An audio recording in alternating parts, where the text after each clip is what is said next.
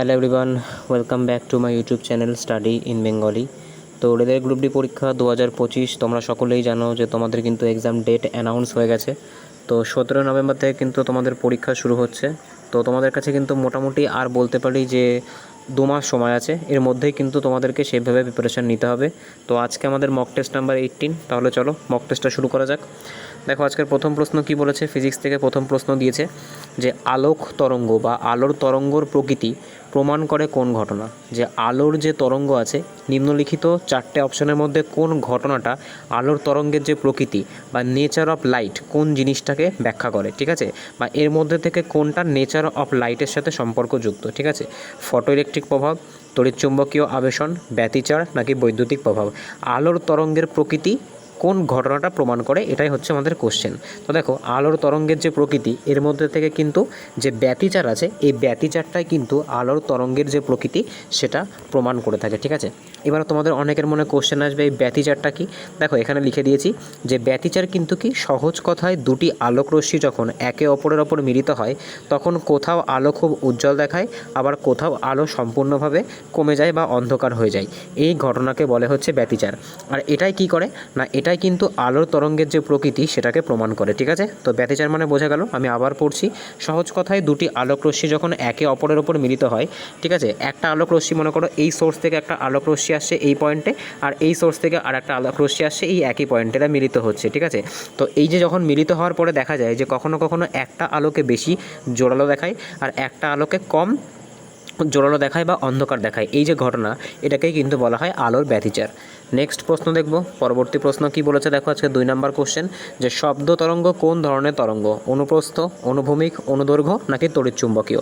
দেখো শব্দ তরঙ্গ কিন্তু হচ্ছে আমাদের যে অনুদৈর্ঘ্য তরঙ্গ। আচ্ছা এইবার তোমাদের জন্য একটা কোশ্চেন থাকবে, কোশ্চেনটা হচ্ছে যে আলো আছে, ঠিক আছে, আলো কোন ধরনের তরঙ্গ সেটা তোমরা আমাকে কমেন্টে জানাবে, ঠিক আছে, আলো কোন ধরনের তরঙ্গ। নেক্সট প্রশ্ন দেখব, আচ্ছা এই যে অনুদৈর্ঘ্য আছে, এই অনুদৈর্ঘ্যকে কিন্তু অনেক সময় বাংলাতে ট্রান্সলেট করে দেয় না, তো এটাকে কিন্তু ইংলিশে দেয়। এটাকে কিন্তু কি বলা হয় ইংলিশে, এটাকে কিন্তু ইংলিশে বলা হয় লংডিটিউডনাল, ঠিক আছে, লংডিটিউডনাল ওয়েভস, ঠিক আছে, মনে রাখবে এটাকে। নেক্সট প্রশ্ন দেখব, পরবর্তী প্রশ্ন কি বলেছে আজকে 3 নম্বর কোশ্চেন, একটি শরীরের ওপর কাজ করা নিট বল শূন্য হলে সেটি কি ডিনোট করে, ঠিক আছে। তো একটি শরীরের উপরে বা কোনো একটা বডি আছে, সেই বডির ওপরে যে টোটাল কাজ সেটা যদি 0 হয় তাহলে সেটা কি ডিনোট করে, সেটা কি বোঝায়, যে ত্বরণ যুক্ত হবে, স্থির বা অভিন্ন বেগে চলবে, ঘর্ষণ বল বাড়বে নাকি ভরবেগ হারাবে, ঠিক আছে। দেখো একটা মনে করো যে কোনো একটা বস্তু আছে, সেই বস্তুর এটা মনে করো বডি বা শরীরটা, ঠিক আছে, এটা একটা কোনো একটা বডি, তো এর ওপরে যে নিট বল অর্থাৎ আমরা যে বল প্রয়োগ করছি সেই বল যদি 0 হয়ে থাকে, ঠিক আছে, সেক্ষেত্রে কি বোঝা যায়, সেক্ষেত্রে বোঝা যাবে যে এটি স্থির বা অভিন্ন গতিতে চলবে, ঠিক আছে, এটি কী হবে, স্থির বা অভিন্ন গতিতে চলবে। মনে করো এটা একটা ফুটবল, আর এটা মনে করো এখান থেকে এই ফুটবলটাকে কেউ শট মারবে, ঠিক আছে, মনে করো ফুটবলটাকে শট মারলো, ফুটবলটাকে এরকম করে শট মারলো, এইবার এই যে ফুটবলটা আছে এই ফুটবলটা মনে করো সামনের দিকে এগিয়েই চলছে, যদি কোনো রকম বাধা এই ফুটবলটা না পায় তাহলে সে কী করবে, তাহলে কিন্তু সে স্থির এবং অভিন্ন বেগে চলবে, অর্থাৎ ফুটবলটা কিন্তু চলতেই থাকবে, কখনো কিন্তু থামবে না, ঠিক আছে। এটা কিন্তু নিউটনের যে প্রথম সূত্র সেটা বলে যে কোনো জিনিসের উপর বাইরে থেকে প্রযুক্ত বল না দেওয়া হলে, অর্থাৎ বাইরে থেকে প্রযুক্ত বল যদি আমরা অ্যাপ্লাই না করি বা বল যদি আমরা প্রযুক্ত না করি, অ্যাপ্লাই না করি, তাহলে কিন্তু স্থির বস্তু চিরকাল স্থির আর সচল বস্তু কিন্তু সারা জীবন সচল থাকবে, ঠিক আছে।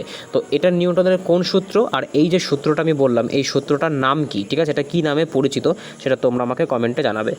নেক্সট প্রশ্ন দেখব, পরবর্তী প্রশ্ন কি বলেছে আজকে 4 নম্বর কোশ্চেন, দেখো আলোর বেগ শূন্যস্থানে প্রায় কত। এখানে দেখো অপশানগুলো পড়েনি, ঠিক আছে, এখানে দেখো অপশানগুলো কিন্তু পড়েনি। তো দেখো এখানে কিন্তু কোনো অপশান পড়েনি, তো একদিক থেকে ভালোই হলো, এটার কিন্তু অপশান ছাড়া তোমরা জানতে পারবে। দেখো আলোর বেগ শূন্যস্থানে কত, মনে রাখবে আলোর বেগ কিন্তু শূন্যস্থানে হচ্ছে 3 × 10⁸ মিটার পার সেকেন্ড, ঠিক আছে, এটাকে তোমরা এইভাবেই কিন্তু তোমরা মুখস্থ করে নাও, ঠিক আছে, এখানে অপশানগুলো পড়েনি, I am very sorry for that, ঠিক আছে, এভাবে একটু অ্যাডজাস্ট করে নাও যে আলোর বেগ কত, আলোর বেগ কিন্তু হচ্ছে 3 × 10⁸ মিটার পার সেকেন্ড, ঠিক আছে। নেক্সট প্রশ্ন দেখব, পরবর্তী প্রশ্ন কি বলেছে, দেখো এটারও কিন্তু কোনো রকম তোমার হচ্ছে অপশান পড়েনি, I am very sorry again, ঠিক আছে। আছে। তো দেখো এটা আমি বলে দিচ্ছি যে রেডিও তরঙ্গের কম্পাঙ্ক কত। দেখো যে রেডিও তরঙ্গ হয়ে থাকে বা যেটাকে আমরা রেডিও ওয়েভ বলে থাকি, ঠিক আছে, যে রেডিও ওয়েভ বলে থাকি, সেই রেডিও ওয়েভের যে ফ্রিকোয়েন্সি বা কম্পাঙ্ক সেটা কত হয়। তো মনে রাখবে রেডিও ওয়েভের যে আমাদের যে কম্পাঙ্ক বা ফ্রিকোয়েন্সি সেটা কিন্তু 3 কিলো হার্টজ থেকে শুরু করে, ঠিক আছে, 3 কিলো হার্টজ থেকে শুরু করে একদম কিন্তু 30 গিগা হার্টজ পর্যন্ত হতে পারে, ঠিক আছে। যে রেডিও ওয়েভ থাকে, যে রেডিও তরঙ্গ থাকে, তার যে কম্পাঙ্ক সেটা কিন্তু 3 কিলো হার্টজ থেকে শুরু করে 30 গিগা হার্টজ পর্যন্ত হতে পারে, ঠিক আছে। আমি আবারও ক্ষমা প্রার্থী যে এই দুটো অপশান এখানে ইনসার্ট পড়েনি, ঠিক আছে, এটা একটা টাইপিং মিস্টেক হয়েছে, একটু অ্যাডজাস্ট করে নেবে। নেক্সট প্রশ্ন দেখবো। আচ্ছা এই কোশ্চেন দুটো আমি তোমাদের জন্য শর্ট ভিডিও আকারে বা শর্টসের মাধ্যমে ছেড়ে দেবো, তোমরা একটু দেখে নিও বা কমেন্টে পিন করে দেবো, ঠিক আছে। নেক্সট প্রশ্ন দেখবো, পরবর্তী প্রশ্ন কী বলেছে। আচ্ছা টেলিগ্রামেও দিয়ে দিতে পারি, ঠিক আছে, টেলিগ্রামেও তোমরা একটু চেক করো, টেলিগ্রামেও দিয়ে দেবো। দেখো পরবর্তী প্রশ্ন কী বলেছে আজকে 6 নম্বর কোশ্চেন, যে একটি বস্তু জলে বা পানিতে, ঠিক আছে, একটি বস্তু জলে নিমজ্জিত করলে হালকা মনে হয় কেন। কোনো একটা বস্তু আছে, মনে করো এটা কোনো একটা বস্তু আছে, এটার যে ওয়েট আছে, ঠিক আছে, এটা দেখো মনে করো যতটা ভারী মনে হচ্ছে, এটা যদি মনে করো জলের মধ্যে রাখা হয়, এই বস্তুটা মনে করো এখানে জলের মধ্যে রাখা আছে, তাহলে কিন্তু বস্তুটা অনেক লাইট ওয়েট মনে হয়। তো এর পেছনের কারণ কি, দেখো এর পেছনের কারণটা কিন্তু হয়ে যাচ্ছে প্লবতা, ঠিক আছে, কারণটা কি প্লবতা, বা যেটাকে কিন্তু বুয়েন্সি বলা হয়। তো এটা আর্কিমিডিসের কিন্তু সূত্র অনুসারে কাজ করে। তো সঠিক অ্যান্সার কী হবে, সঠিক অ্যান্সার কিন্তু হচ্ছে আর্কিমিডিস বল কাজ করে বা প্লবতা সূত্র কিন্তু এখানে কাজ করে, সেই কারণের জন্যই কিন্তু এটা এরকম হয়ে থাকে। নেক্সট দেখবো পরবর্তী প্রশ্ন কী বলেছে আজকে 7 নম্বর কোশ্চেন, যে গ্যাসীয় অণুর গতিশক্তি নির্ভর করে কিসের উপরে। আচ্ছা গ্যাসীয় অণু মানে কি, দেখো গ্যাসের মধ্যে যে অণুগুলো থাকে, ঠিক আছে, বা আমরা বলতে পারি যে গ্যাসের যে মলিকিউল থাকে, গ্যাসের মধ্যে যে মলিকিউলগুলো থাকে সেগুলোর যে গতি সেগুলো কিসের ওপর নির্ভর করে থাকে। তো মনে রাখবে এগুলো কিন্তু তার তাপমাত্রার ওপর নির্ভর করে থাকে, যত বেশি তাপমাত্রা বাড়ে তত কিন্তু গ্যাসের যে অণুর গতি আছে সেটা কিন্তু বাড়ে, ঠিক আছে, এটা কিন্তু যে তাপমাত্রার সাথে বা টেম্পারেচারের সাথে কিন্তু ডাইরেক্টলি প্রপোর্শনাল, ঠিক আছে। নেক্সট প্রশ্ন দেখবো, পরবর্তী প্রশ্ন কী বলেছে আজকের 8 নম্বর কোশ্চেন, দেখো কেমিস্ট্রি থেকে দিয়েছে, কোন গ্যাসকে স্ট্রেঞ্জার গ্যাস বলা হয়, ঠিক আছে। তো এটা কিন্তু তোমাদের আমি অনেকবার করিয়েছি। তো স্ট্রেঞ্জার গ্যাস কাকে বলা হয়, এটা কিন্তু তোমাদের জন্য HW থাকবে, এটা তোমরা আমাকে কমেন্টে কিন্তু প্রত্যেকে জানাবে, ঠিক আছে। এখন আর কিন্তু কেউ কোনো রকম গাফিলতি করবে না, কারণ তোমাদের কিন্তু পরীক্ষার ডেট দিয়ে দিয়েছে, ঠিক আছে। তো 17 নভেম্বর থেকে কিন্তু একদম তোমাদের টিল ডিসেম্বর পর্যন্ত কিন্তু তোমাদের পরীক্ষা চলবে, ঠিক আছে, মাল্টিপল শিফটে কিন্তু পরীক্ষা হবে। নেক্সট প্রশ্ন দেখবো, পরবর্তী প্রশ্ন কী বলেছে আজকে 9 নম্বর কোশ্চেন, যে দুধ টক হয়ে যায় কেন, ঠিক আছে। আচ্ছা সবার প্রথমে তোমাদের কাছে আমার একটা কোশ্চেন থাকবে, কোশ্চেনটা হচ্ছে এই যে মনে করো যে দুধ থেকে যে দই হচ্ছে, ঠিক আছে, দুধ থেকে যে দই হচ্ছে, এক সেকেন্ড, দুধ থেকে যে দই হচ্ছে, এই যে পরিবর্তনটা, এটা কেমন পরিবর্তন, এটা একটা ভৌত পরিবর্তন, একটা ফিজিক্যাল চেঞ্জ, নাকি একটা রাসায়নিক পরিবর্তন, এটা তোমরা আমাকে কমেন্টে জানাবে। আচ্ছা এবার আমরা আমাদের প্রশ্নে ফিরি। প্রশ্নটা কি বলছে, প্রশ্ন হচ্ছে দুধ কেন টক হয়ে যায়। তো দেখো ব্যাক টু ব্যাক 4টে অপশনের মধ্যে থেকে সঠিক অ্যান্সার আমাদের কী হবে, সঠিক অ্যান্সার কিন্তু হয়ে যাবে ল্যাকটিক অ্যাসিড। দেখো এটা কিন্তু তোমরা এই অ্যান্সারটা কখনো কখনো অপশান দেখেও কিন্তু আমরা করতে পারি। দেখো এই যে দেখো ল্যাকটিক অ্যাসিড, আমরা কি জানি যে দুধের মধ্যে কিন্তু ল্যাকটিক অ্যাসিড থাকে, বাদবাকিগুলো তোমরা যদি খেয়াল করো দেখবে তোমরা কিন্তু কোথাও ল্যাকটিক অ্যাসিড পাচ্ছ না, ঠিক আছে। দেখো অ্যাসিটিক অ্যাসিড তো ভিনিগারের মধ্যে থাকে, এটা হচ্ছে না। কার্বনিক অ্যাসিড, এটাও কিন্তু হবে না। আর যে সালফিউরিক কার্বনিক অ্যাসিড কোথায় থাকে, কার্বনিক অ্যাসিড কিন্তু আমরা যে কোল্ড ড্রিঙ্কসগুলো খাই সেই কোল্ড ড্রিঙ্কসের মধ্যে থাকে, এখানেও হচ্ছে না। আচ্ছা সালফিউরিক অ্যাসিড তো ওখানে থাকার কোনো প্রশ্নই আসছে না। তো সঠিক অ্যান্সার কিন্তু হয়ে যাচ্ছে ল্যাকটিক অ্যাসিড। নেক্সট প্রশ্ন দেখবো, পরবর্তী প্রশ্ন কি বলেছে, যে ব্লু ভিট্রিয়ল বলতে কি বোঝো, ঠিক আছে, ব্লু ভিট্রিয়ল বলতে কোনটাকে বোঝায়, Na2SO4, CuSO4 5H2O, FeSO4 নাকি K2SO4। দেখো Na2SO4 মানে কি সোডিয়াম সালফেট, ঠিক আছে, CuSO4 5H2O মানে কি যে কপার সালফেট, FeSO4 মানে ফেরাস সালফেট, আর K2SO4 মানে কিন্তু হয়ে যাচ্ছে পটাশ সালফেট। দেখো এই ক্ষেত্রে তোমাদের আমি একটা জিনিস বলবো, আমি অনেকবারই বলেছি তোমাদের, যদি কোনো একটা যৌগের শেষে SO2 থাকে, ঠিক আছে, SO4 থাকে, সেক্ষেত্রে কিন্তু সেটাকে সালফেট বলা হয়ে থাকে, ঠিক আছে, কী বলা হয় সেটাকে কিন্তু সালফেট লবণ বলা হয়ে থাকে। আচ্ছা এক্ষেত্রে আমাদের ব্লু ভিট্রিয়ল কাকে বলা হয়, ব্লু ভিট্রিয়ল কিন্তু বলা হয় CuSO4 5H2, এটাকে কিন্তু অনেকে তুতেও বলে থাকে, ঠিক আছে, যে তুতের রং হয়ে থাকে বা তুতেও কিন্তু বা তুতে কালারও কিন্তু অনেকে বলে থাকে। নেক্সট প্রশ্ন দেখবো, পরবর্তী প্রশ্ন আজকের 11তম কোশ্চেন, যে টেফলন কিসের polymer, tetrafluoro ethylene vinyl chloride নাকি কি বলেছে লাস্ট অপশনটা, নাকি বলেছে হচ্ছে বুটাডিয়েন। তো সঠিক অ্যান্সার কী হবে, দেখো এটা সঠিক অ্যান্সার কিন্তু হয়ে যাবে টেফলন কিসের পলিমার, টেফলন কিন্তু যে টেট্রাফ্লুরো ইথেন আছে, ঠিক আছে, সেই টেট্রাফ্লুরো ইথেনের কিন্তু পলিমার হয়ে যাচ্ছে এই টেফলন। নেক্সট প্রশ্ন দেখবো, পরবর্তী প্রশ্ন কী বলেছে আজকের 12তম কোশ্চেন, যে ড্রাই আইস কি।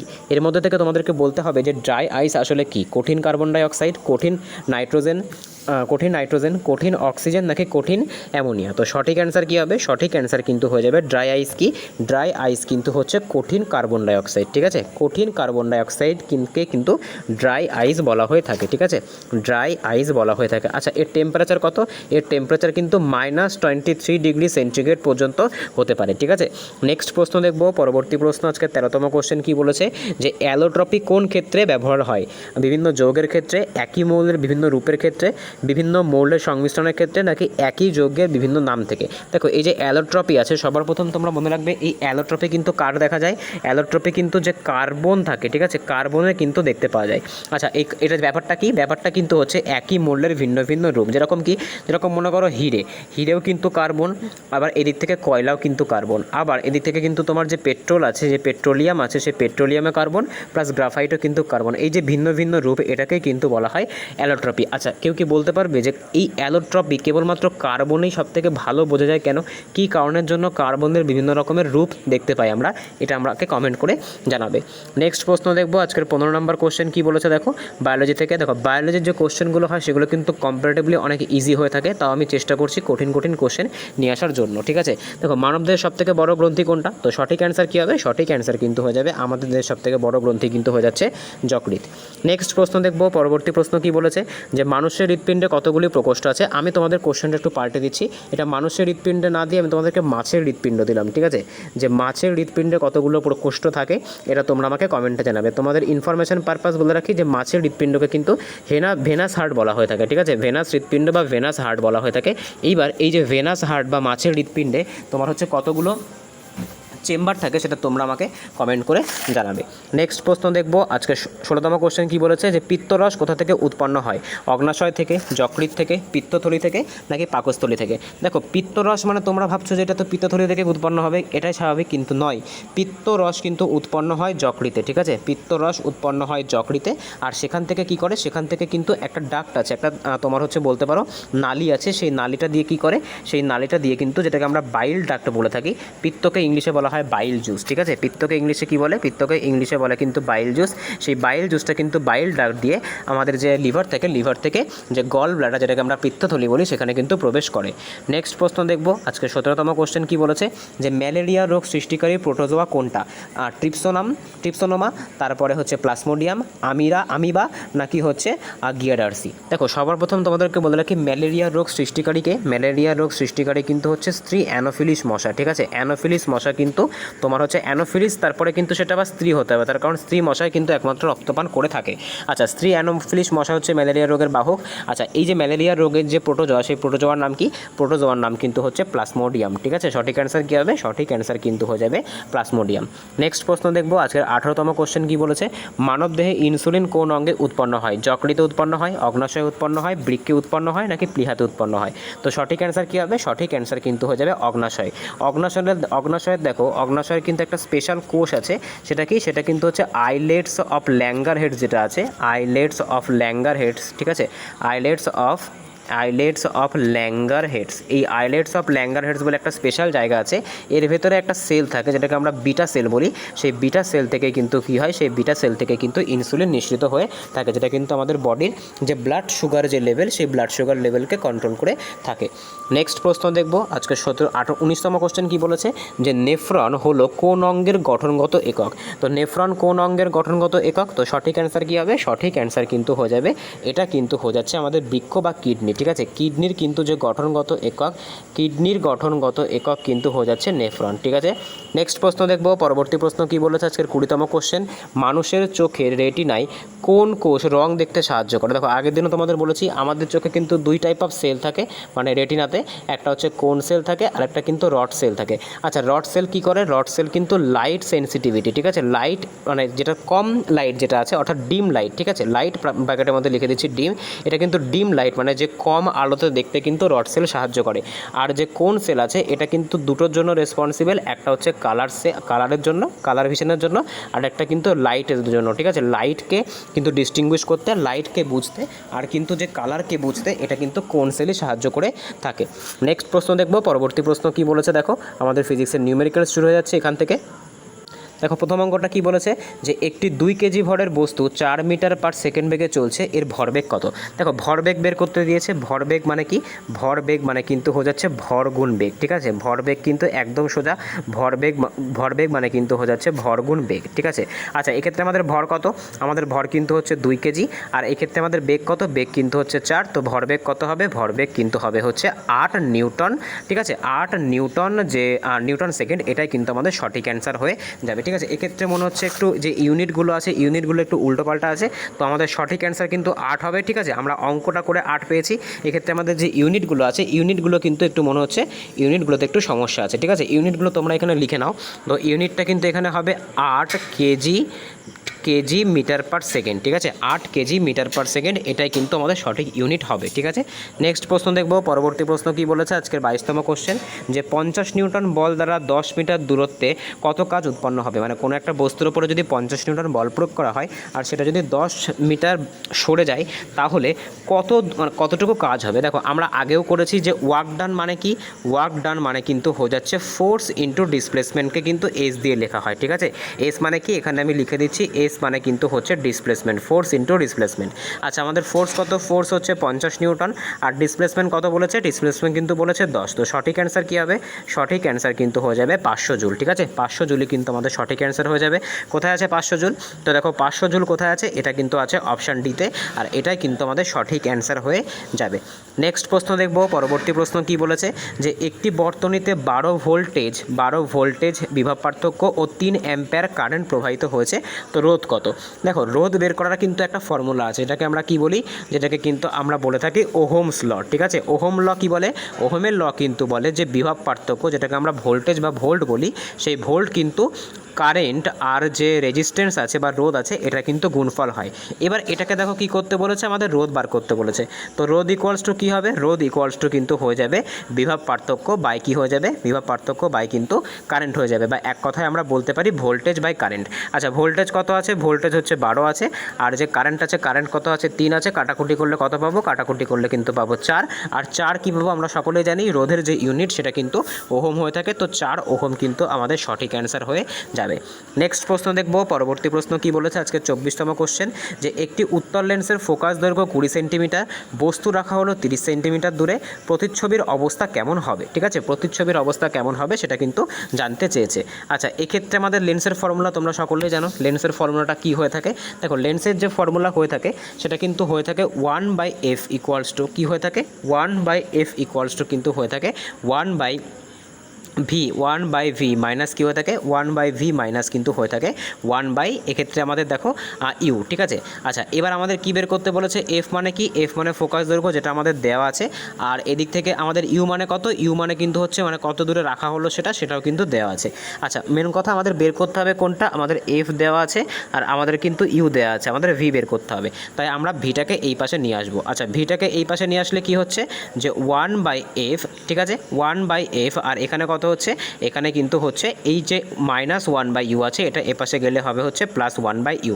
আচ্ছা এই যে সূত্রটা আমি লিখলাম, এটাকে সবাই মনে রাখবে, এটা আমি আবার পরে লিখছি। দেখো তাহলে এই সূত্রটা আমাদের মনে রাখতে হবে। এবার আমরা এখানে অঙ্কটা করব, তো এখানে আমরা লিখলাম যে 1/v ইকুয়ালস টু কী হচ্ছে, 1/v ইকুয়ালস টু হচ্ছে 1/f প্লাস কত হচ্ছে, প্লাস হচ্ছে 1/u। আচ্ছা এবার আমরা ডেটাগুলোকে পুট করব। ডেটাগুলো পুট করার আগে তোমাদের আমি একটা কথা বলি, যে যেটা ইউ আছে অর্থাৎ বস্তুটাকে যত দূরত্বে রাখা হচ্ছে সেটা কিন্তু সবসময় নেগেটিভে ধরা হয়, ঠিক আছে, সবসময় কী করা হয়, নেগেটিভে ধরা হয়। আচ্ছা আর এক্ষেত্রে ফোকাসটা কত বলেছিল, ফোকাস কিন্তু বলেছিল এক্ষেত্রে 15 সেন্টিমিটার, ঠিক আছে। আচ্ছা দেখো এর আগে কিন্তু কোনো রকম নেগেটিভ সাইন নেই, তার মানে কি ধরতে হবে, তার মানে কিন্তু এটা ধরতে হবে যে এটা একটা উত্তল লেন্স, অর্থাৎ উত্তল লেন্সের যে ফোকাস দৈর্ঘ্য সেটা কিন্তু পজিটিভে হয়ে থাকে। আচ্ছা এবার আমরা ডেটাগুলোকে পুট করব, ডেটাগুলোকে পুট করলে আমরা কি পাচ্ছি, এদিকে পাচ্ছি 1/15 আর এদিকে পাচ্ছি প্লাস, আর এখানে হচ্ছে -30। আচ্ছা এই প্লাসে আর এই মাইনাসে কি হবে, এই প্লাসে আর এই মাইনাসে কিন্তু হয়ে যাবে মাইনাস, তাহলে কি হচ্ছে 1/15 মাইনাস 1/30, ঠিক আছে। আচ্ছা এবার কি করবে, এবার তোমরা এই যে ইকুয়েশনটা আছে এই ইকুয়েশনটাকে আবার পরের লাইনে লিখতে হবে। দেখো পরের লাইনে গেলে আমরা কি পাচ্ছি, তো এক সেকেন্ড আমি একবার একটু ডেটাগুলো দেখে নিই। হ্যাঁ ডেটাগুলো দেখো, ডেটাগুলো কিন্তু ভুল লিখেছি, ঠিক আছে, এখানে কিন্তু ফোকাস দৈর্ঘ্য 20 বলেছে, ঠিক আছে, তোমরা কিন্তু একটু খেয়াল করবে। দেখো এক্ষেত্রে আমি আবার লিখছি, তো আমাদের মেন ফর্মুলা কত ছিল, মেন ফর্মুলা তো ছিল 1/v equals to 1/f plus কত ছিল 1/u। আচ্ছা ফোকাসটা কত ছিল, ফোকাসটা কিন্তু 20 সেন্টিমিটার ছিল প্লাস 20, তার কারণ এটা একটা উত্তল লেন্স। আচ্ছা এবার ইউটা কত ছিল, ইউ কিন্তু ছিল -30, ঠিক আছে। এইবার ডেটাগুলোকে একটু ঠিকভাবে পুট করতে হবে, ঠিক আছে। তো এক্ষেত্রে দেখো, এক্ষেত্রে আমাদের যে ফোকাস সেটা তো পজিটিভেই থাকবে, তার কারণ এটা উত্তল লেন্স, আর এটা হবে প্লাস, আর এটা কিন্তু হয়ে যাবে -30, ঠিক আছে। এই প্লাসে আর এই মাইনাসে কী হয়ে যাবে, মাইনাস, তাহলে আলটিমেটলি কত হচ্ছে 1/20/1/30। এই ফিগারটাকে একটু মনে রাখবে, ঠিক আছে। আচ্ছা দেখো এবার আমরা এই ফিগারটা করছি, এই ফিগারটা করলে কত হচ্ছে যে 1/v ইকুয়ালস টু কত পেলাম, একটা পেলাম 1/20 মাইনাস কত পাচ্ছি যে 1/30। এলসিএম নিয়ে ফেলো, এলসিএম নিলে কত হচ্ছে, এলসিএম নিলে কিন্তু হয়ে যাচ্ছে 60, ঠিক আছে। আচ্ছা এলসিএম দিলাম 60 হলো, এখানে কত হবে, এখানে কিন্তু হয়ে যাচ্ছে তোমার, দেখো কত আছে, এখানে আছে 2 দিয়ে যদি আমি ভাগ করি তাহলে আমি কত পাবো, 2 দিয়ে ভাগ করলে কিন্তু এক্ষেত্রে পেয়ে যাবো আমরা 3, ঠিক আছে। আর এক্ষেত্রে কত পাবো, এক্ষেত্রে কিন্তু পেয়ে যাবো হচ্ছে 2, ঠিক আছে। তো 3 দিয়ে 2কে যদি ভাগ করি তাহলে আলটিমেটলি কত আসবে, 3 দিয়ে 2কে ভাগ করলে কিন্তু আমাদের চলে আসবে হচ্ছে, আর 3 দিয়ে 2কে ভাগ করলে কিন্তু চলে আসবে আমাদের হচ্ছে 1, ঠিক আছে। 1 আর বিয়োগ করলে কত পাবো, বিয়োগ করলে কিন্তু 1 পাবো, আর এদিক থেকে তোমার হচ্ছে কিন্তু 60, ঠিক আছে। তো 60 সেন্টিমিটার দূরে কিন্তু এটা গঠন করার কথা, কিন্তু অপশানের সঙ্গে কিন্তু মিলছে না, ঠিক আছে। অপশানগুলো মনে হচ্ছে একটু মিসটাইপ হয়ে গেছে। তো এটা সঠিক অ্যান্সার কী হবে, এটা সঠিক অ্যান্সার কিন্তু হয়ে যাবে 60 সেন্টিমিটার, ঠিক আছে। সঠিক অ্যান্সার কী হবে, সঠিক অ্যান্সার কিন্তু হয়ে যাবে 60 সেন্টিমিটার, ঠিক আছে। আমি আরেকবার ডেটাগুলোকে একবার দেখে নিই। হ্যাঁ ডেটা তো মোটামুটি ঠিকই লিখেছি। তো এক্ষেত্রে কিন্তু আমাদের অ্যান্সারটা কী হবে, এক্ষেত্রে আমাদের অ্যান্সারটা কিন্তু একটু পরিবর্তন হবে, অ্যান্সারটা কিন্তু হয়ে যাবে তোমার হচ্ছে এক্ষেত্রে অপশানগুলোকে একটু নেগলিজেবল ধরো, ঠিক আছে। এটা কিন্তু হয়ে যাবে আমাদের সঠিক অ্যান্সার, যে আমরা অঙ্ক করে দেখলাম যে আমাদের অ্যান্সার কিন্তু আসছে 60 সেন্টিমিটার।